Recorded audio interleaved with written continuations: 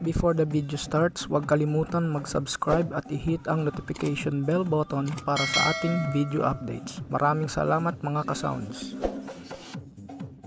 Good day mga ka-sounds, welcome back to my channel. Ngayong araw na to, mag-sound test lang tayo na may DMX.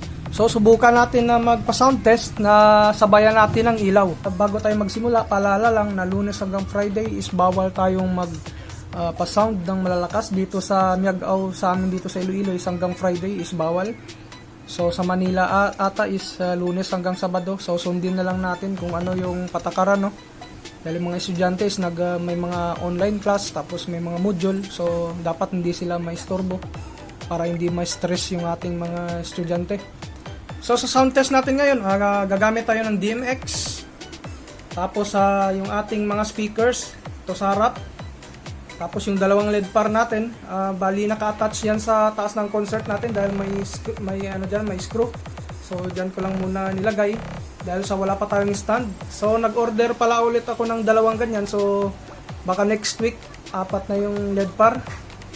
Tapos yung amplifiers natin is Kevlar GX7, tapos Ace LX20. Tapos naka-connect sa ating mixer. So wala tayong equalizer, kinuha na ng brother ko yung kanyang equalizer kasi nagsa-sound test doon siya sa bahay nila. Tapos yung MCB niya, baka sa sunod kukunin niya na yung MCB. So yun yung dalawang MCB niya. So yung matitira na lang sa atin is yung ganitong setup. So sa susunod na lang ako bibili ng mga processor. Unahin ko muna yung mga ilaw. So ito naman yung connection natin sa ating LED par, no? Nakalink yung isang LED par natin sa isang LED par. So ito yung mga connection natin sa speakers. So ito naman yung mga connection natin sa likod ng ating mga amplifiers. Bali si Ace LX20 nakalink sa Kevlar GX7. So ito naman yung likod ng ating DMX. So ngayon sound test lang tayo na sasabayan lang natin ng ilaw. So wala muna tayong tutorial dito o demo. Sa sunod na lang yung demo natin sa DMX. So mga ka-sounds, bali sa DMX natin is nag-set na ako ng program dito sa mga scene buttons natin sa bank 1. So yung nilagay ko lang, may laman na tong ating 1, 2, 3, 4. So hanggang 6. Sa 7 kasi nagkamali ako dito. So steady lang yung lumabas dito sa 7. So ngayon, subukan natin, no? So ito pala yung mga pinoprogram ko. So nagprogram ako pero mamaya sa music magmamanual lang tayo.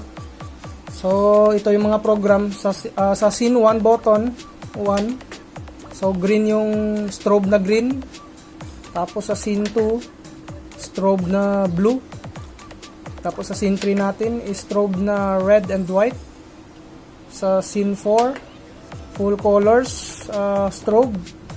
Sa scene 5 is yung mabilis na strobe, full colors. Tapos yung scene 6 natin, steady lang. So yan lang ginawa ko. So mga ka-sound, simulan na natin yung sound test, no? Bali, sasabayan ko lang ng pagpindot dito sa mga scene buttons yung music. Pero hindi ito perfect. So sound test na tayo.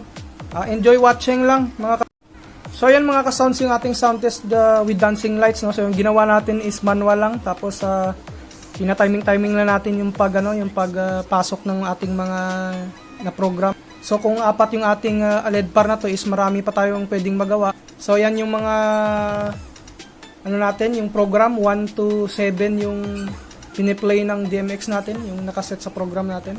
So subukan natin na mag-auto lang. This is DJ Records Exclusive.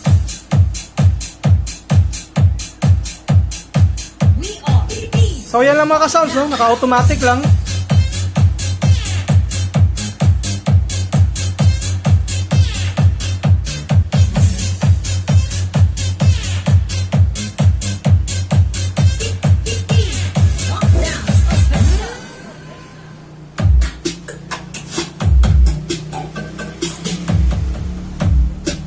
Mix activated.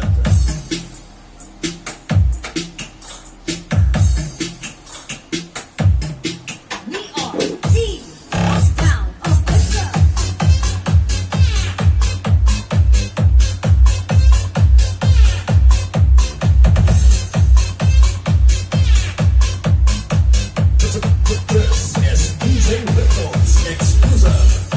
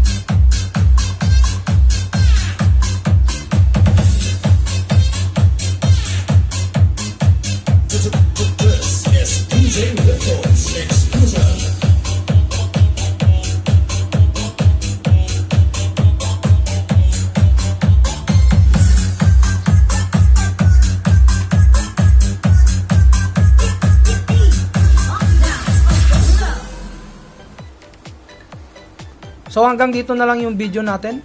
Sa mga bago nag-subscribe, huwag niyong kalimutan na i-hit yung notification bell button para sa mga video updates natin na i-upload. Maraming salamat mga ka-sounds. Shoutout to si Waray at si Makoy YouTube channel. Maraming salamat sa suporta nyo mga ka-sounds.